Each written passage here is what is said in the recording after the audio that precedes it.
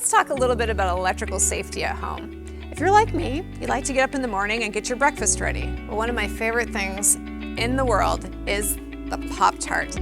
I know, not the most healthy thing in the world, but it's super simple to make with a toaster. All you have to do is place it right inside your toaster.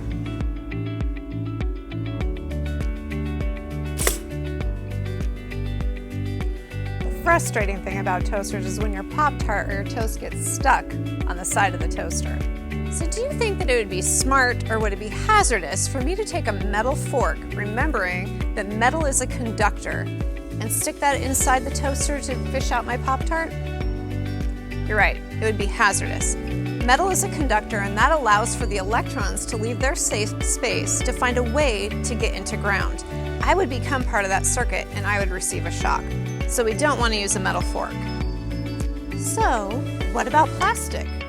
Should I use a plastic fork and put it inside my toaster to get that Pop-Tart out? Is that safe or is that hazardous?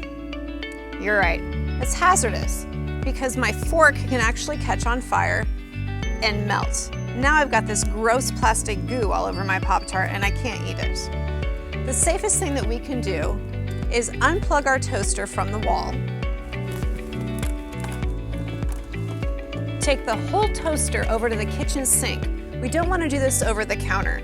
We're going to turn it upside down and shake it out over the sink to get our Pop-Tart out.